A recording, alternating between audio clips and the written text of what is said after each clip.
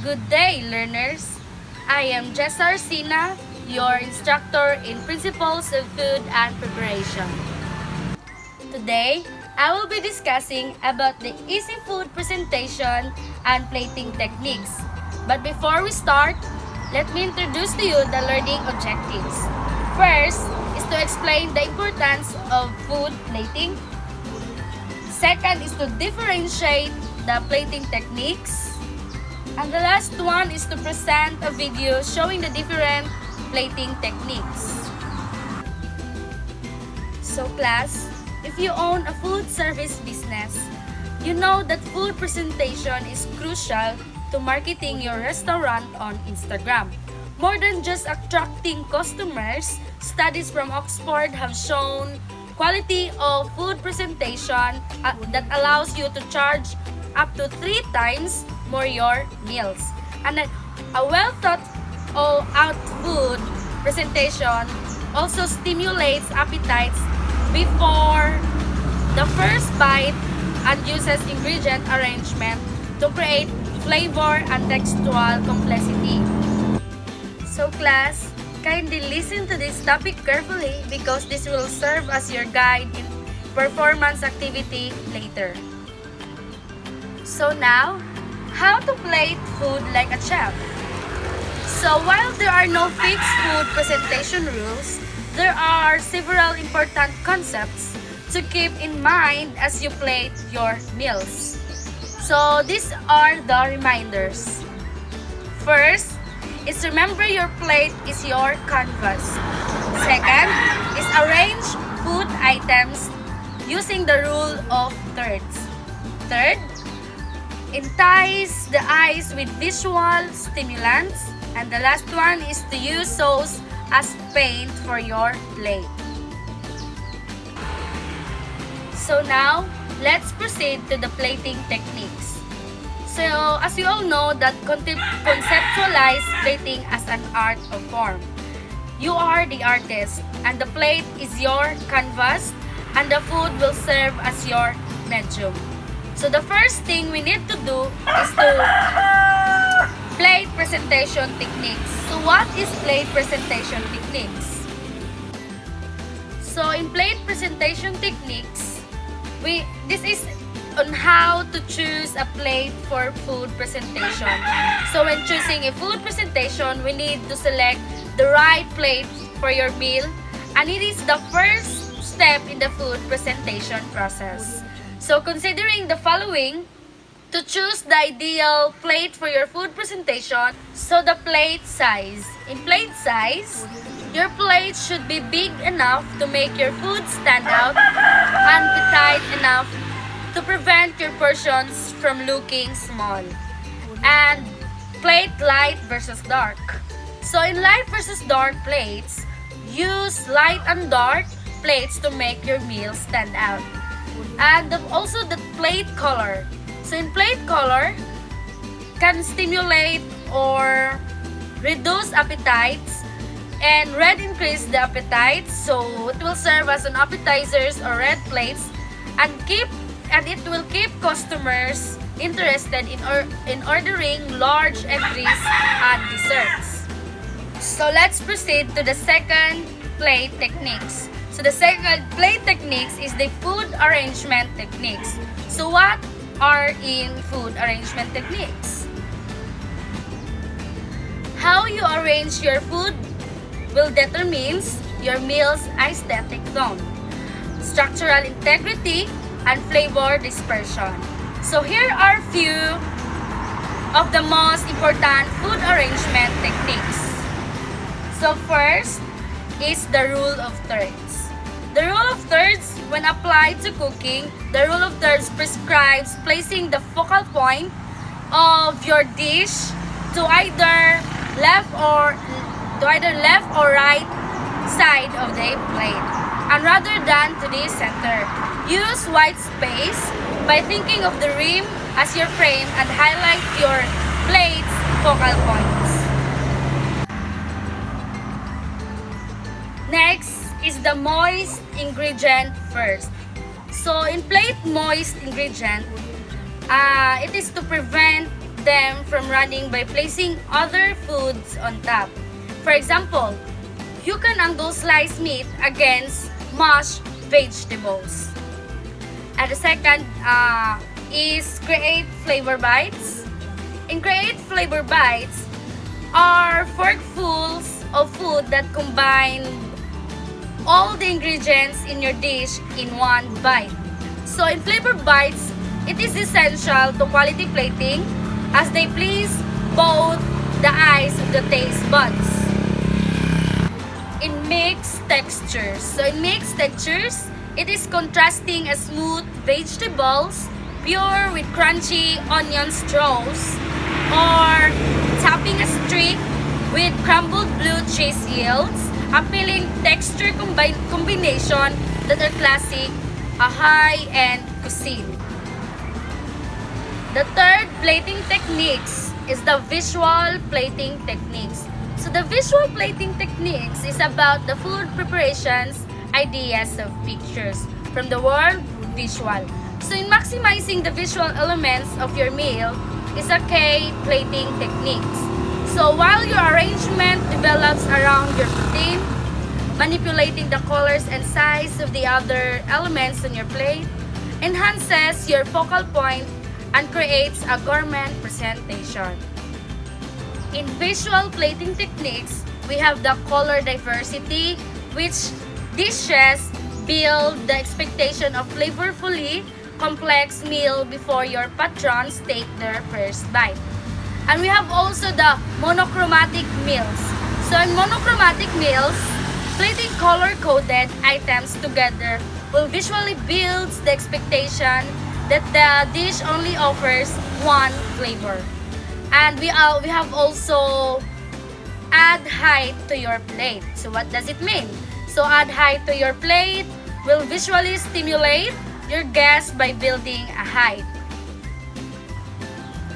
We have also visual create balance. So visual create balance, it will balance your place landscape by leaning long flat items against taller elements. For example, the leaning asparagus spears at a 45-degree angle across a stack of lamb lollipops. The fourth types of plating techniques is the sauce plating techniques. This is about garnishing food presentation ideas. With your principal ingredients plated, you are ready to top your dish with delicious sauces that enhance your food presentation. Think of your squeeze bottle or spoon as a paintbrush and your sauce as a medium. Once you are done adding your sauce, make sure you wipe down the edge of your plate with a towel so there will be no drippings distract from your presentation. In sauce plating techniques, we have a smeared sauce that fill a squeeze bottle with your sauce, accent dots that fill a squeeze bottle with your desired sauce, and the smeared accent dots alternate between two sauce accent dots in a curved line along the side of your plate. The last one is the swirled sauce. It will fill a squeeze bottle with your desired sauce. The last type of plating techniques is the garnishing techniques. So garnishing techniques, it is about garnishing food presentation ideas. So in the past, chefs casually threw a piece of kale and an orange slice onto every plate. However, these garnishes added nothing exciting to the dish. A few guests ate them. And then modern garnishes pair thoughtfully with the meal to create flavor bites. In garnishing techniques, we have edible garnishes. As you finish plating, remember that garnishes should always be edible and enhance the dish. So that was the last type of plating techniques. So class, I have one question. Why we need to understand the plating techniques? This is because Food plating techniques will help your staff to improve overall presentation, and it will also enhance the dining experience of your guests. So how to plate a food? So there are three popular plating styles. We have the classic, freeform, and landscape. Mastering each style will create meals worth photographing. We provide ideas on how to plate in each style below using filet mignon, potato puree, demi-glace, a pea puree, and a pea blend. So what is classic painting? So in classic plating, number one is piping mashed potato. So you can see in the picture, pipe the potato puree onto the plate using a pastry bag. Second is plating food with tweezers. So place the carrots next to the puree using precision tongs. Number 3, garnishing foods with tweezers. So garnish the carrots with thyme using precision tongs. Number 4 is how to create a classic food presentation. So this is plating the stick using precision tongs. Number 5, garnishing stick. So in garnishing stick, garnish the stick with fried leeks using precision tongs. Let's move forward to the free-form plating. So first is how to create a modern presentation. So with pipe dots of potato puree onto the plate using a pastry bag. Second is how to cut a stick. So slice the stick into 3 pieces using a chef's knife. And the third is creating a contemporary food presentation. So this is plate the pieces of stick using a precision tongs. Let's proceed to the landscape plating. So how to create landscape food presentation? So place dots of a pea puree around the plate using a large squeeze bottle. Second is landscape plating. Paint the pea puree onto the plate using a brush. Third, using a piping bag for mashed potatoes, pipe the potatoes onto the plate using a pastry bag. So that was the end of the discussion about the plating techniques. So class, I want you to understand that whether you own a fine establishment, gastropub, electric cafe, or thoughtful plating will attract your customers and also earn their loyalty.